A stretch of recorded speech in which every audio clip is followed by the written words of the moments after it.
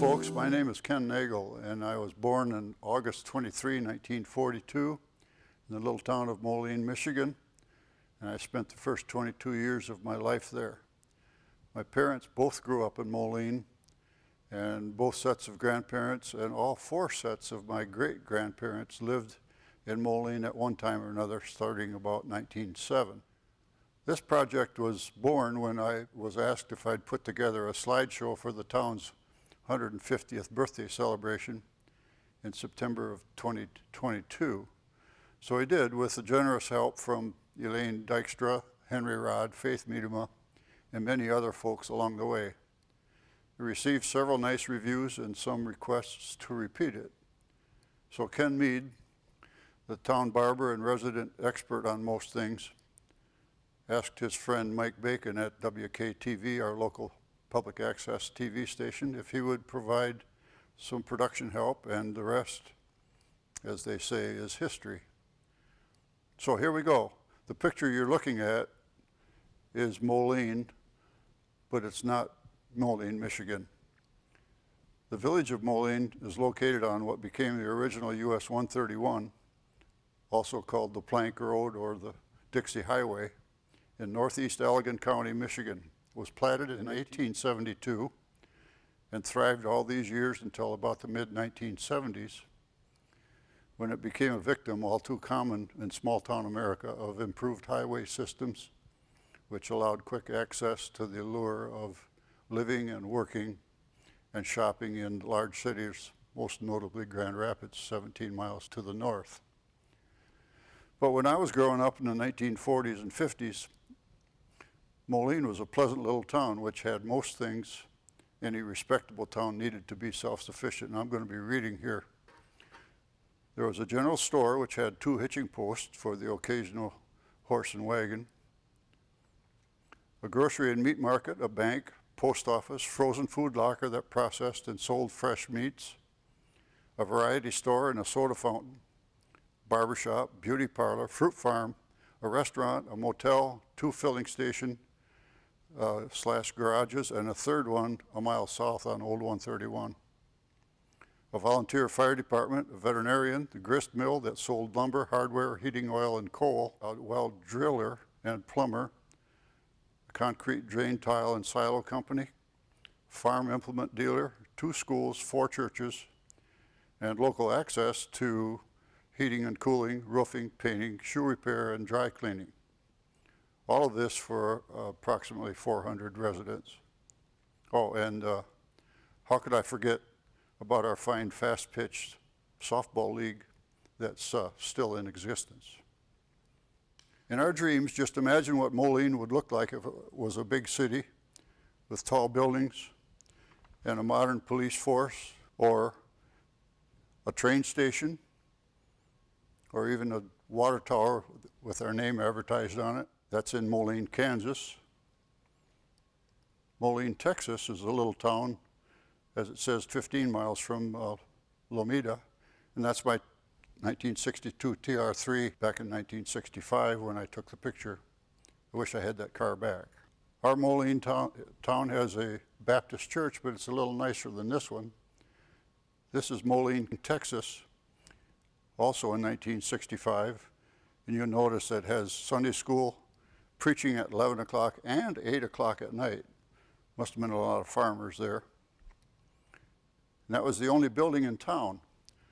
I checked on Google Maps the other day, and there's nothing there anymore except a rural intersection. But the town of Moline was named for Moline, Illinois, by a vote of the people when the town was platted in 1872.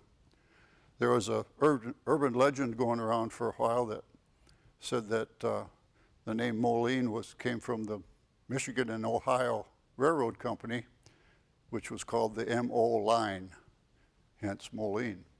But that legend cannot be, because the railroad, which had big ideas, wanted to go all the way from Lake Erie to western Michigan. It started at the other end. It started in Allegan, went through Battle Creek, and ended up in Dundee, downriver from Detroit. But Moline was platted in 1872, and the railroad was not chartered until 1883, so that couldn't be. I'll believe Maddie Faber in the Centennial Booklet of 1972, where she said that the town was named for Moline, Illinois. Moline does have some national exposure, though. This license plate picture was taken in Key West, Florida, and the photographer asked me if I knew who might have taken that down there, and I had a couple of ideas, but none of them was correct until the first time I put on this show. Then lifelong resident of Moline, Ken Ritz, admitted that it was he that did this. Had some extra plates that they didn't sell in 1952, and he said there's a lot of those floating around down there. So, all right, we get to the town itself, and here's what it looked like around 1910. Grand Rapids and Indiana Railroad Company Depot in the corner, and on this side was the Roman House Hotel and livery stable and several stores in between. The rest of the businesses face Railroad Avenue, which is parallel to the tracks, and they both ran north and south. This road here is 144th Avenue exit, and it is the main east-west thoroughfare through town. Here's a close-up picture of the Roman house. Actually, it was a postcard, and the livery stable. You'll see behind the hotel is a church, and that was the old Methodist church that was empty in 1908 when my grandfather came to town, and that building was moved a little while later in about 1912 or 13. So this picture had to be taken prior to that time. The building is still there. This was taken in 2023. In the 50s, it was Terpster's Meat Market and then Armentrout's Market. The owners lived downstairs and rented upstairs rooms as apartments, and all the upstairs rooms faced the center hallway. So whenever I climbed the back stairs to collect for the Grand Rapids Press, I never knew which door to knock on, because wherever you knocked, the renters could appear at any of those doors. So it was really kind of disconcerting. The next building to the north is the Moline Market, Meats and Provisions, run by my great-grandfather, Klaus Pasma. They moved to Moline in 1910, so this was taken probably a couple of years after that. Next to it was the Farmer's Supply Store, run by Charlie B. Smith, who later was manager of the grist mill, and my parents bought his house in 1943. At the right edge is the Grange Hall. Here's a picture inside Pasma's store, and you can see a wide variety of things from lace to shoes and clothing, some produce. And this picture was taken in March of 1911. The only reason I know that is I've focused in on that calendar and was able to tell that it was March some year. I didn't know the year, but I could see that the 1st of March was on a Wednesday. So Google was my friend there, and it turned out it was March of 1911. Klaus is in the middle with a beard. The girl here is Rita Pasma, who is my grandmother, and the young man is Andrew Pasma, her brother. Other family members also helped in the store. Unfortunately, it didn't last very long. I think the Habman Brothers general store kind of was too much competition.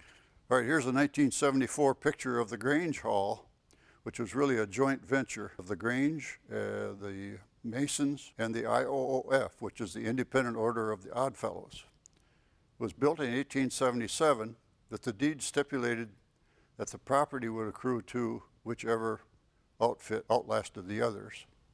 The survivor was the Oddfellows, which held meetings in the building until mid-1970s at least.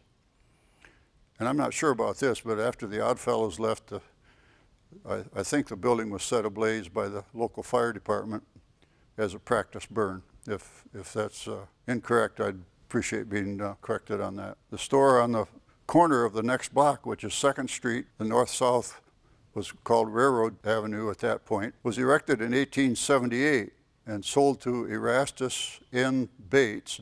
N is for Newton, and he was kind of a jack of all trades. He moved to Moline shortly after the Civil War and opened a cheese factory, and he served in township government and then was elected to 2 terms in the Michigan State House and 2 terms in the Michigan State Senate. In between those terms, he bought this store in 1890 and sold it 18 years later to brothers John and Jake Havman, who ran it until 1945. Then Harry DeYoung bought it in 1945 and ran it until it closed finally in 1973. The building was finally razed in 77. One kind of interesting point on this picture was the sign here in the corner. I'll enlarge it so that you can see Strength Giver, Jane's Tonic Vermifuge for men, women, and children. And that reminded me of a story in a book that my dad had, actually several books, that depicted life in the early history of Maine after the Civil War. And the matriarch of the family had a bottle of vermifuge in the house, and whenever the kids felt poorly, out would come the vermifuge. Nobody liked it because of its terrible taste. So the oldest boy, Halstead, who was a rascal, looked around and saw that there was, next to the vermifuge was a bottle of elderberry wine, and he switched the contents of those 2 bottles. Then all of a sudden, vermifuge was very popular. The kids liked it. Of course, they weren't getting the real vermifuge. And the ruse went undetected for quite a while until one Sunday when the deacon came over for dinner.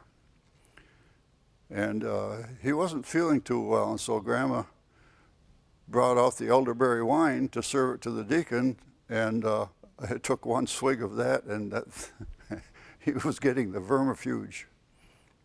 So when I saw that, I thought, yeah, okay, that must have been several sorts of tonics and patent medicine that was around back then. Looking south now from the corner of, this is Havman Brothers store by that time. They were bought it in 1908. You can see the Grange Hall, the 2 stores there, the Roman house. Then at the end of the street was a house that was owned by the Nagel Kirks, no relation, and it was actually physically moved to the western edge of town in the late 1940s. After the occupants, the Nagel Kirks, perished in a car train accident. Their daughter, Martha, married Wesley Jackson, the veterinarian, and they built a new house on that spot.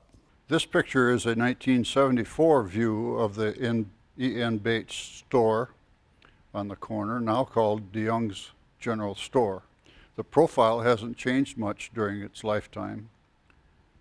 The upstairs apartment that you could see was rented by a succession of newlyweds who spent the first years of their married life there.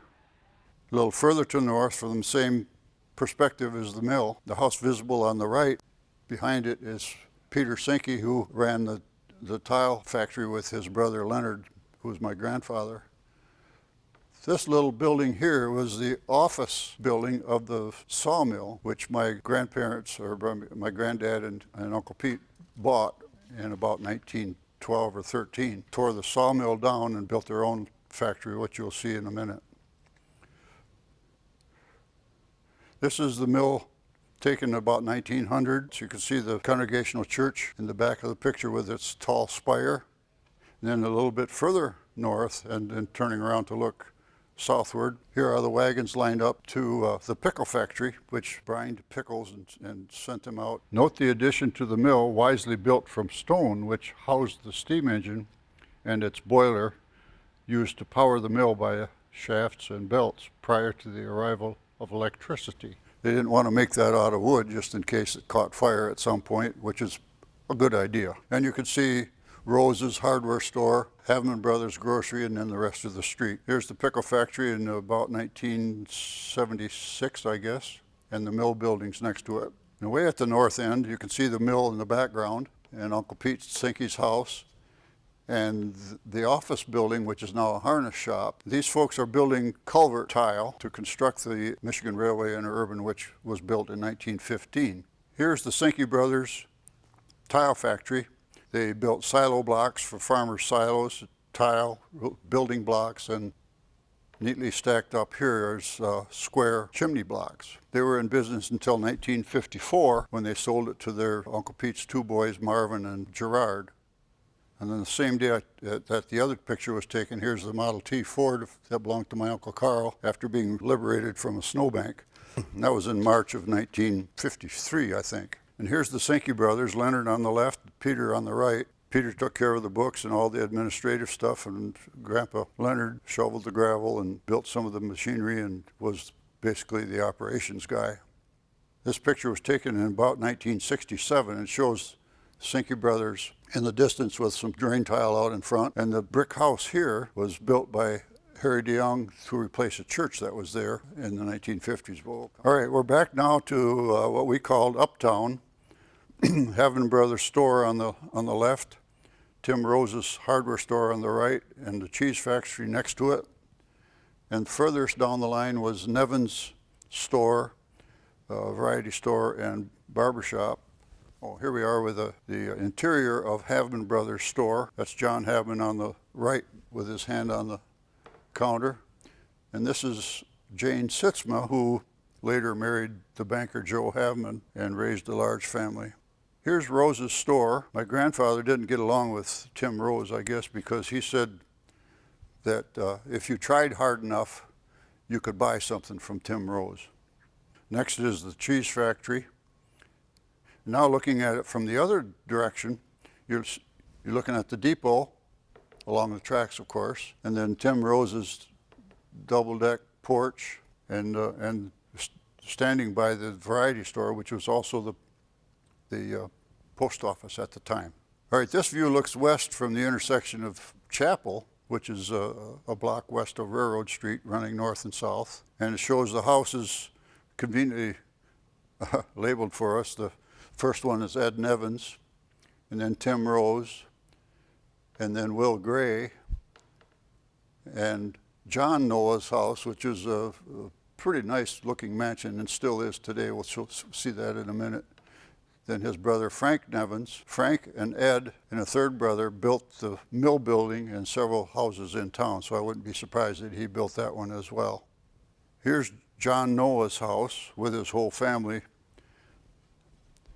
There's Fred and Beulah, and the parrot even got in the picture. Gladys and John, the old man, Darwin and Ella, the mother. The house looks to be fairly new at that point, and I'm sure it was. But it's been kept up over the years, and this is what it looks like early 2023. For years, when I was a kid, it was occupied by Victor S. Fleeser, or Simmy we called him, who ran the farm implement dealership. The implement building still stands. It houses West House Home Improvement right at the moment.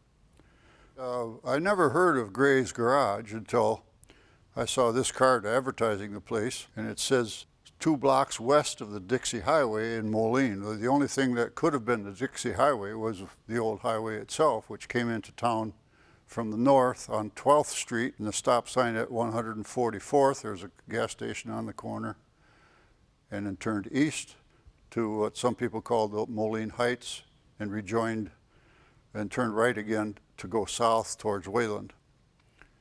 And sure enough, when we Googled it, there was a Dixie Highway that came through here, and it did go to Dixie as part of US 31 later.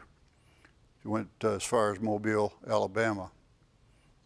But anyway, nobody could tell who Gray was, and we still don't know his name, except that he's no relation to Milo Gray, the guy that ran the mill. Until I came across this picture, which is of my mother's family, but that's not why I included it.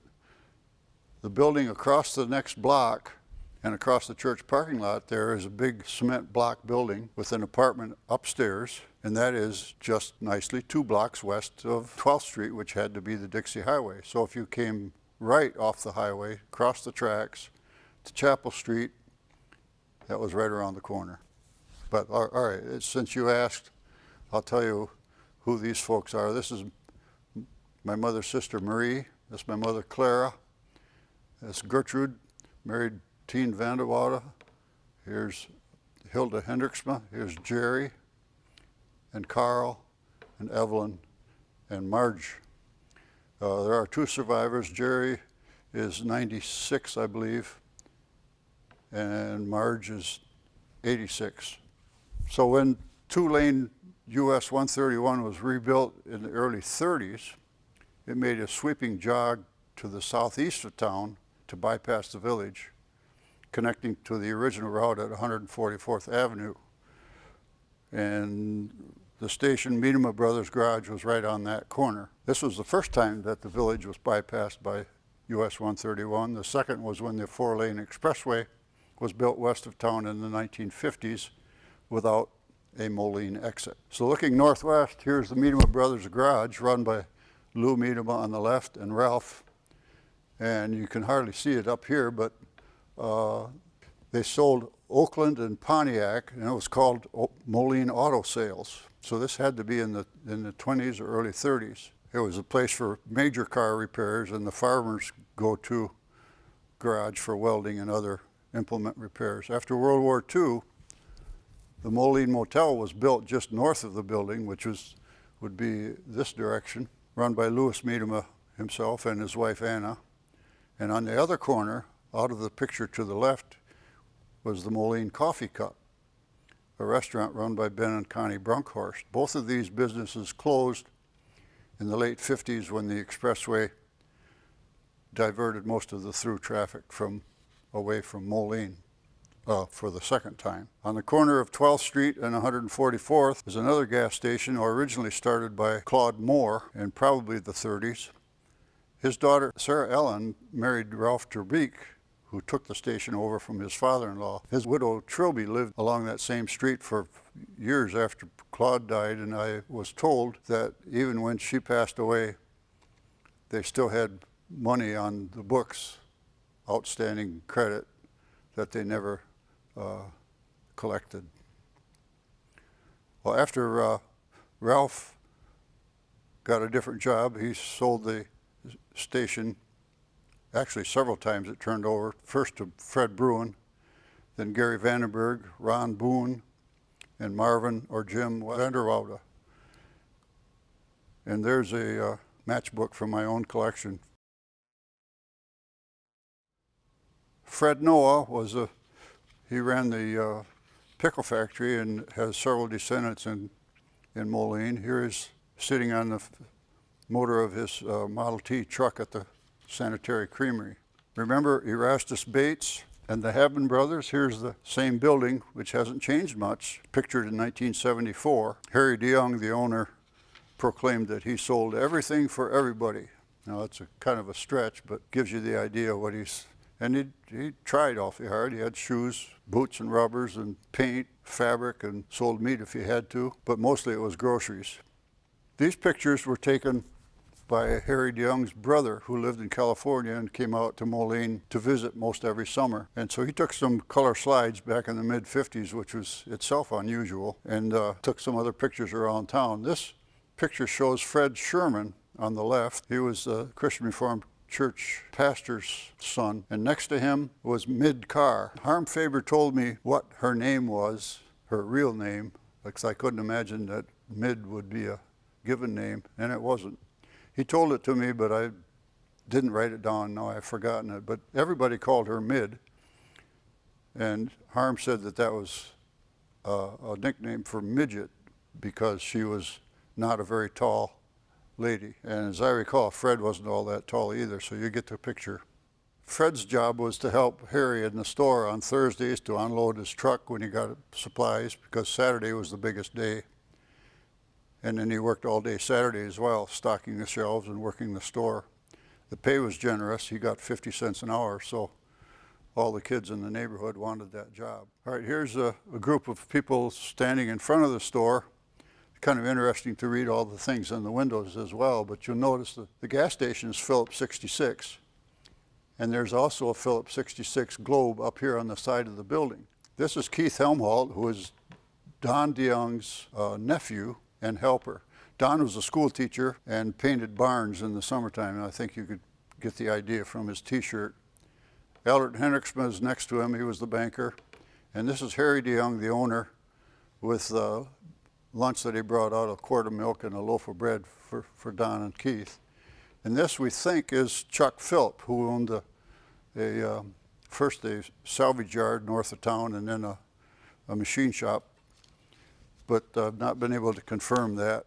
And here's another view of that same scene, except it's a couple of years later, or at least 1 year later. Now it's city service, but when they remodeled it's the same pump, except they just painted it. They forgot to take down the 66 sign, so it still said Phillips 66 on the edge of the building. Well, anyway, here's Harry and his two helpers at the time, Jim Larberg and Dwayne Butch Tapp, T-A-P. And his helpers, he hired his sister, Hattie Vanderwoude. This is Eleanor Nagel, who was married a cousin of my dad. But we would always go up to Harry's and buy candy or whatever, or get groceries for Mother. And when Harry saw me coming into the store, he would always call me Skinny Kenny. And I didn't really like that, but Harry was a good old guy, so I kind of put up with it from him. And I was a skinny little kid. When Hattie started working there, then she started to call me Skinny Kenny. And I don't remember deliberately planning this, but I didn't like when Hattie said that. One day when I walked in, she said, "Hello, Skinny Kenny." And I said, "Well, hello, Fatty Hattie." I know it wasn't nice, but it worked. She never called me that again. Here's Eleanor and Harry inside the store. Country Lane ice cream, Bisquick, Oxidol, Spartan coffee, and this looks like either kite string or yarn, and I'm not sure which, but he sold a lot of different stuff, so I guess you can give him credit for being a general store. And probably the same day in the same camera as Harry by the cooler. And in this case, I couldn't read the calendar well enough to establish a date, but I think it was around 1960. But all good things come to an end, sorry to say. This melancholy picture was taken in 1977 when the old building finally gave up its ghost, just 1 year shy of its 100th birthday. It was built in 1878. How sad. And quite frankly, I think part of the town died when it was torn down. All right, backing up in time a little, across 2nd Street, which is now Rosewood, was Vern Carr's barbershop, post office, and variety store. By the time Joe Faber took it over in the early 1930s, became Faber's Variety Store with the barbershop in the back. And I think his wife Maddie took these pictures because here's one from the inside, and it's kind of interesting to look at all this stuff because right next to all the pipes and tobacco supplies are school supplies. So when the kids could come in there and get their notebooks and their pipes.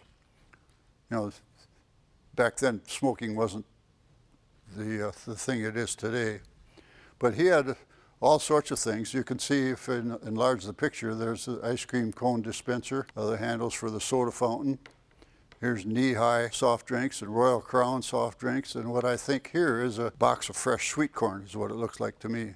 From the street, there's no, just kind of a plain ordinary old building. This was taken just after World War II because brick building next door was Merlin Pepper and Earl Albiel's locker plant that was built in 46 or 7. Inside the barbershop, it looked like this. And you can see from the linoleum floor and the worn out path around the barber's chair that it had been there quite a while. Harm Faber, Joe's son, told me that he spent an afternoon at the Grand Rapids Public Library trying to find out what the date was on that newspaper. It was in the 30s somewhere, he knew that, but he couldn't read the headline well enough to establish when it came.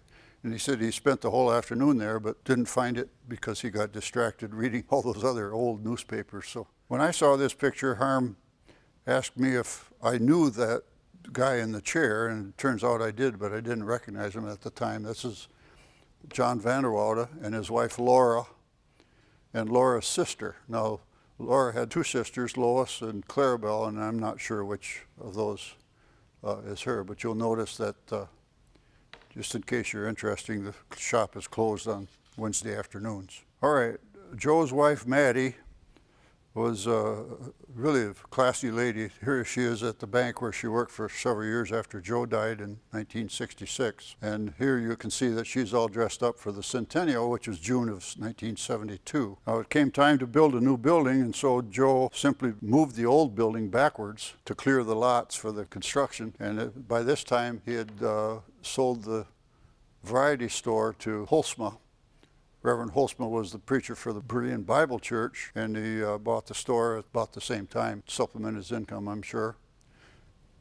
But when it was finished, a nice brick building, and this is the store taken not long after it was built. It's, well, not a very sharp picture, it's out of focus. The barber shop is on the right, the variety store is on the left. Dave Block bought the franchise for the variety store and ran it, Dave's Variety Store, for many years. Had a soda fountain and a place for coffee when you wanted it, or ice cream, and even sandwiches toward the end. Mostly what drugstores would supply, like toothpaste and that sort of thing. And even for a while, he had a franchise for license plates in the back of the store. All right, here's the same view now from the bank in 1954, with the bank on the right, the locker plant next to it, and Dave's Variety and the barber shop next to that. The house belonged to Vern Carr, or Mid Carr by this time, because Vern was gone, and he didn't have far to walk to work because his shop was right next door. Here's the downtown scene just there after the big blizzard of January 1967. Dave Fenema told me that when he opened the barbershop the day after the storm, Angie DeHaan, who worked at the mill at the time and walked to work, she was walking to her job at the mill and was crossing the street in the deep snow, because she cut corners through the alley between those two buildings to get to the mill. And he said when he looked up a few minutes later, Angie was still there in the same spot, didn't move. Turns out she was stuck and couldn't even walk through the deep snow.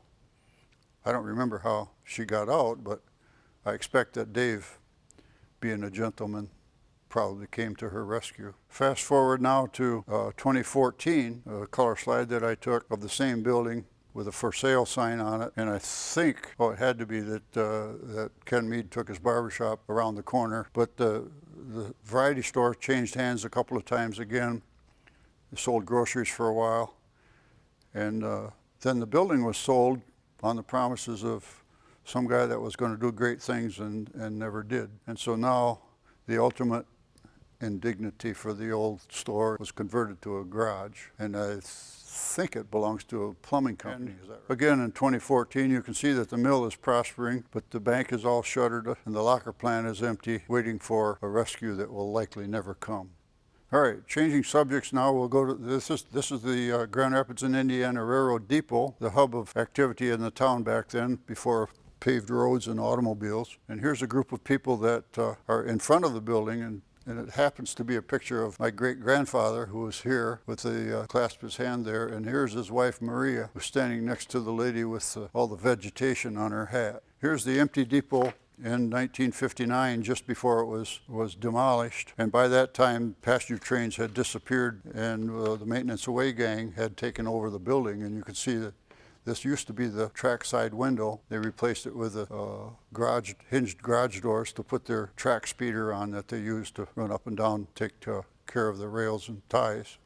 Here's the other depot in town, and that belonged to the Michigan Railway Company of an interurban that was built in 1915, right at the height of a craze that was really sweeping the country. And it was very successful because nobody liked the messy steam engine and smoky and late trains, and it was a hassle riding them. So the interurban filled the gap there, and it ran from Grand Rapids to Kalamazoo, and it's 48 miles, I believe, from downtown to downtown.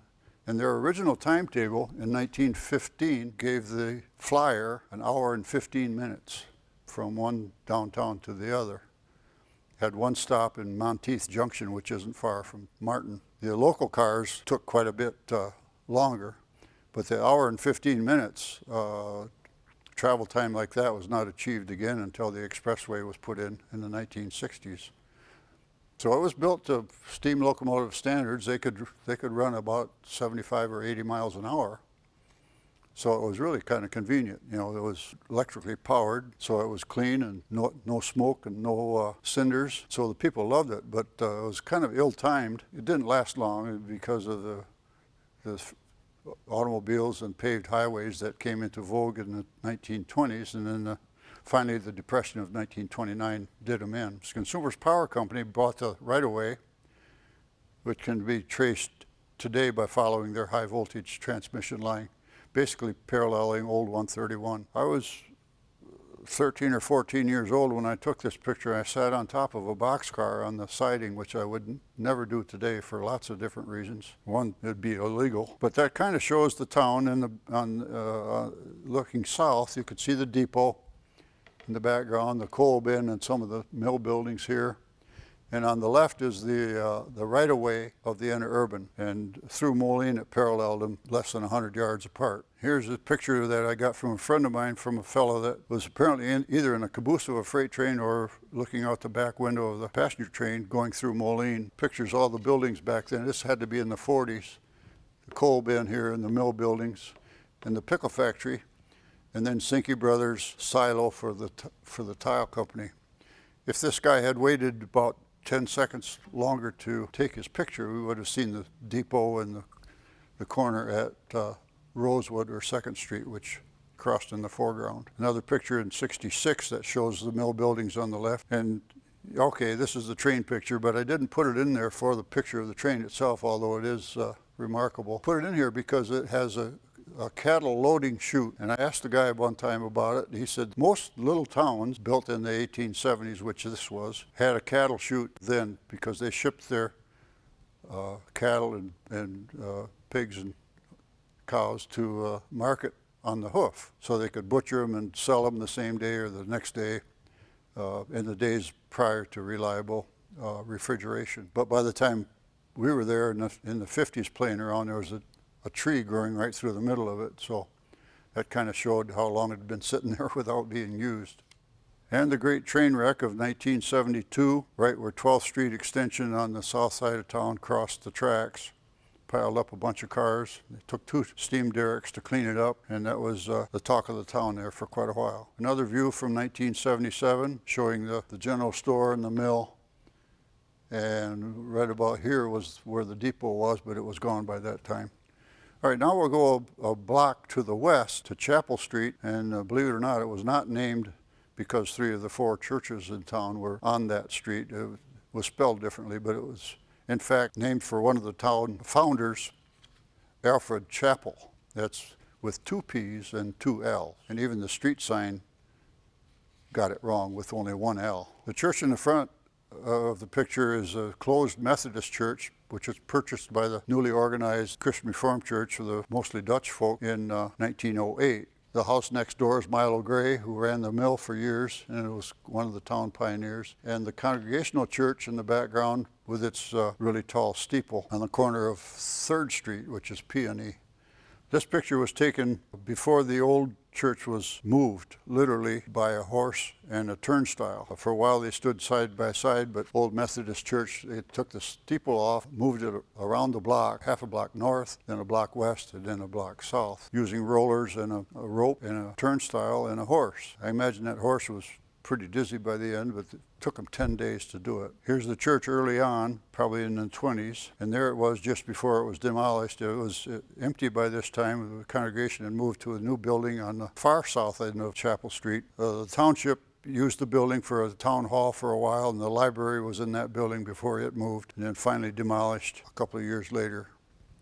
Now you see at the edge of the picture is the red brick building, which is now Ken Mead's barbershop, but it was built in 1916 by Milo Gray, and the bank is on the left. You can see the name of the bank, the Home Bank, and the painted window for the post office.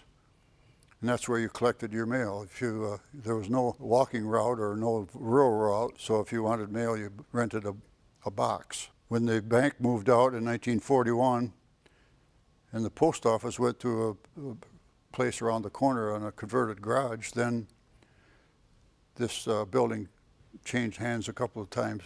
Was a doctor there for a while, apartments there for a while, and now is the the home of the barbershop, and Ken Mead, who knows most of the things that are going on around the town.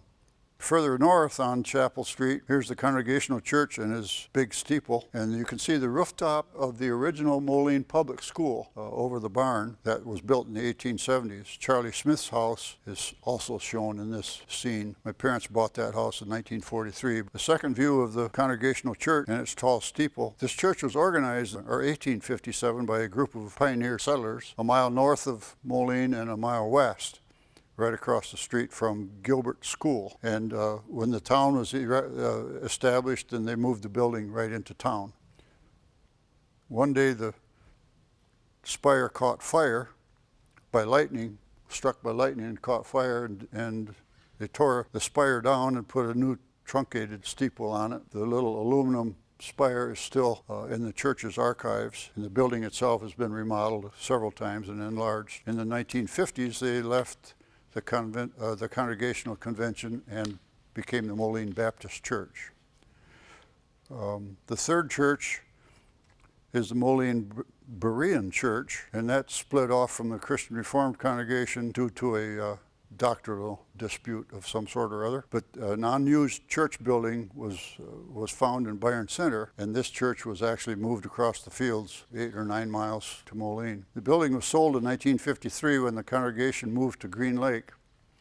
A new brick home was built on the site by Harry DeYoung. You saw a picture of that earlier. And then this group itself split in the mid-30s. They bought the old school building and put up a parsonage next to it. Now, just an aside for a moment, the big square house in the picture before, parents bought that in 1943 and lived there for 54 years. And one thing Mother didn't like about it was the wraparound porch, because it made the whole house in the shade. She didn't like the dark, but I think she may have changed her mind later when she found out how hot that summer sun could be on the south face. But there we are, starting to tear down the porch. Only about half of it is left. Here's a picture of the school building with the kids in front. Even though the school was built in the 1870s, this picture had to have been taken in the 1920s because that church was moved to the end of Chapel Street, and you can see the spire over the roof of the house, and that occurred in 1921. So this picture was taken in the mid-20s sometime. Here it is in the mid-50s. The school was finally tore down, and a brick church building was built in its stead. The congregation moved out to a new location on 84th Street near Byron Center, and this became the office of the Moline Co-op Mill. No matter what they do to it, it still looks like a church to me. All right, the public school then was consolidated in 1937 by consolidating 3 one-room schoolhouses: Sodom School, East Moline School, and Gilbert School. And this picture was taken during the centennial in 1972, but I wanted you to see the old building, new then, but here's what it looks like today in 2023. The empty schools seem really so desolate and forlorn without the excitement and activity of children. They brought life to the building and to the town. The front door, handicapped access, of course. The other school in town was the Moline Christian School, and you might recognize the building because that's the old Methodist church. The steeple is gone, but looks like there's quite a crowd of kids there. The house in the background is my grandparents' house, Leonard and Rita Sinke. This school was the building where I went to school in the 50s, graduated from the 9th grade in 1956, and it in turn was tore down in favor of a newer, bigger, and better school. It's quite a large outfit nowadays. Here's the old Ball Diamond, which was on the corner of 144th and Kemp, which ran along the eastern edge of the ball field. It's kind of interesting, the 4 big trees in short left field. If a batted ball hit the tree, it was a ground rule double. But you had to have a left fielder out there, because if it went through the trees without hitting a tree, it was in play. So you had to be ready. But it's quite a bit lower than it is. You see it's probably about 3 or 4 feet from the level of the road. And it was always a low spot, which got really wet in the wintertime and the spring.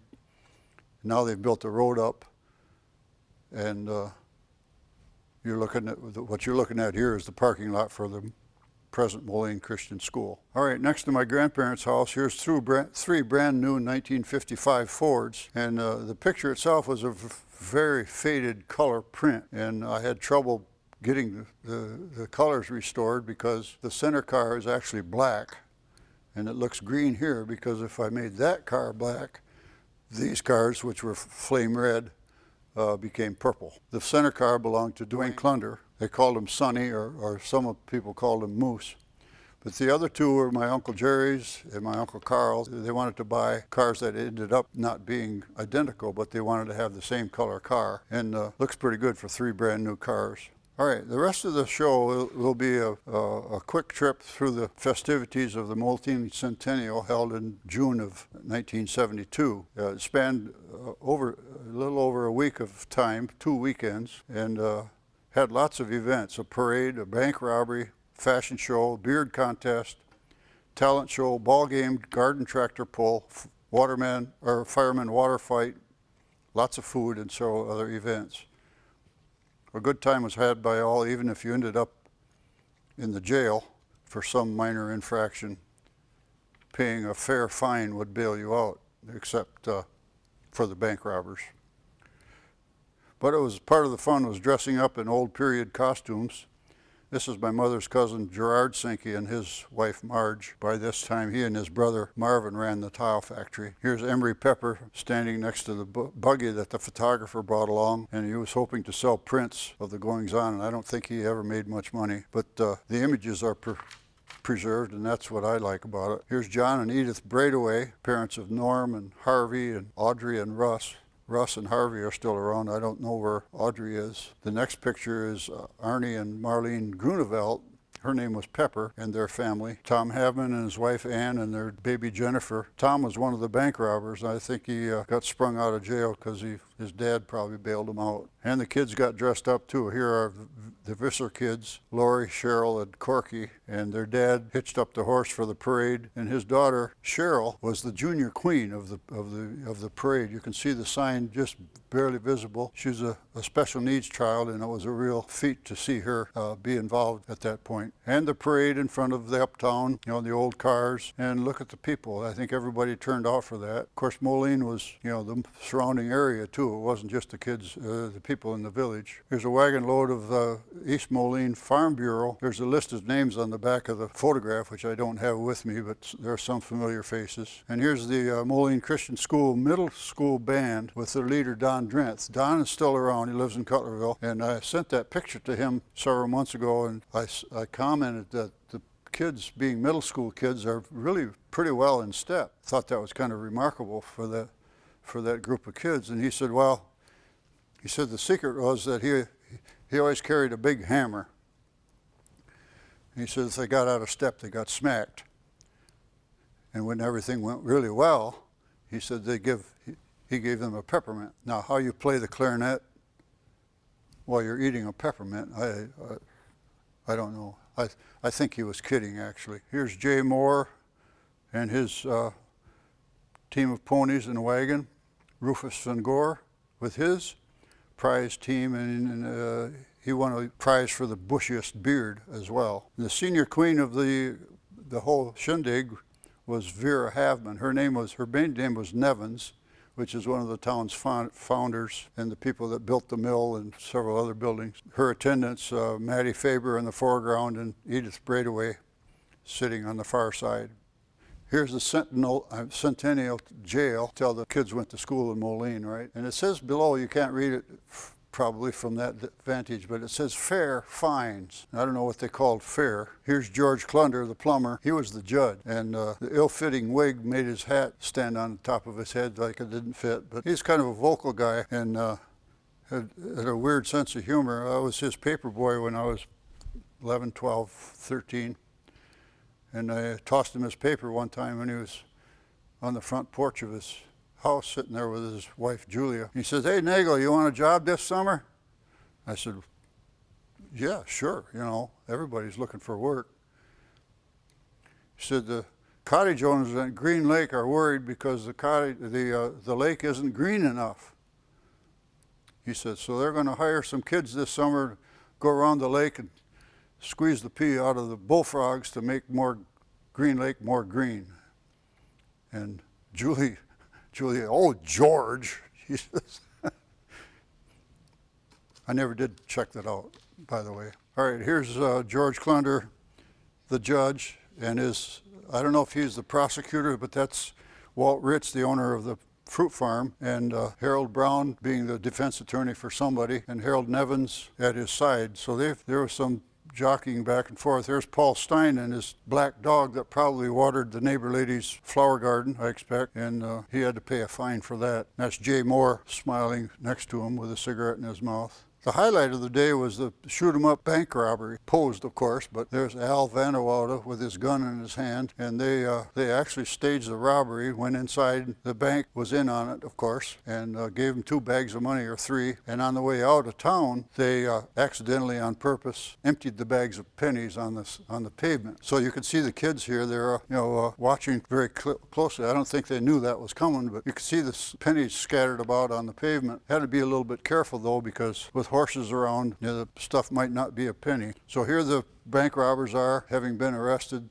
Tom Havman, Al Vanderwalde, and off you can just see his shirt is Bill Furlick. They're handcuffed and ready to be thrown into the hoosegow. I think they stood there the rest of the day. I don't remember how that all turned out.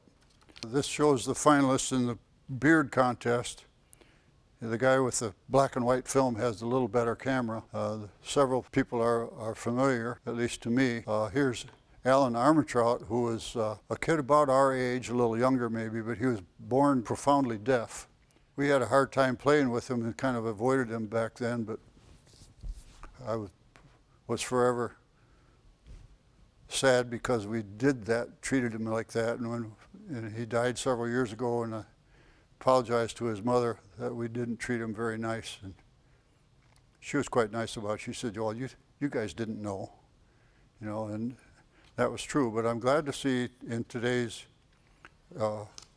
economy that the kids with handicaps are mainlined into the school system and treated a lot differently than we treated him. Dave Fenema, the barber, had a good-looking beard. There's my dad, John Nagel. He got some kind of a prize. Now, my brother said it was some special. It wasn't one of the prizes for the best looking beard, but he looked a lot like Abe Lincoln. And you can see this, some of the guys, this John Bowders, I think, holding a trophy, and that guy's holding a trophy, and must be the group show afterwards. And here's what I meant about a special trophy, and I don't know yet, and maybe someone else can help me with this, but this is Andy DeYoung, Harry DeYoung's brother. This is Joe Habman, the banker. Neil Boltman, who was a longtime school bus driver for the public school. And my dad, courtesy Abe Lincoln, and Barry Terbeek, who became a school teacher. And here's Gertie Frank and Edith Braidaway talking over tea and mid-car, relating the story of her life. The winner of the teen talent contest was Sandy Snyder, age 15, with the baton twirling routine. And here's the Vanderwalde sisters, Elaine Boone and Arlene Oatman, singing a duet. I'm sure it was really nice because they were pretty good singers. And after that came a barbershop quartet, which is Dick Landman here, and that's me there, and my brother Len Nagel and Rick Nagel. We were called the Brethren at the time, and so as part of the announcements between numbers, I suggested that maybe if we 3 brothers and the quartet was called the Brethren, wouldn't the Vanderwalde sisters be the Cistern? They didn't appreciate the humor.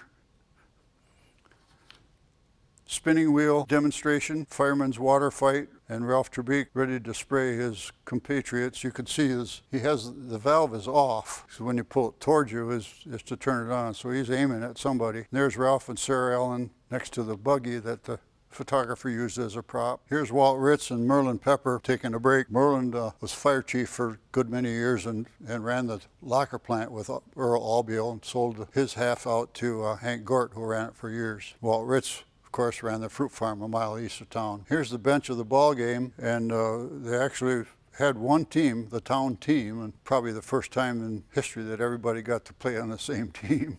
But the rule was if you had to wear a hat, and if the hat came off, you had to leave the game. So they had lots of extra players, and apparently a good time was had by all, but I have no idea who won the ball game.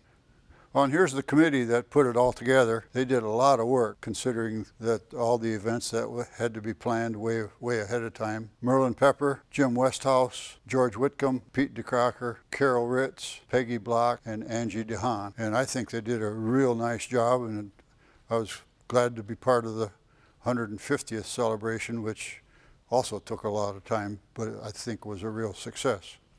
One final picture, and it just kind of shows you what the once busy uptown business district looked like. Now it's forlorn and silent, 2014, all boarded up and waiting for a rescue that probably will never come. So sad. But in spite of this, today's residents are still the same, still just as friendly, still just as upright and stalwart, and just as proud of their town now as they ever were. Thank you very much.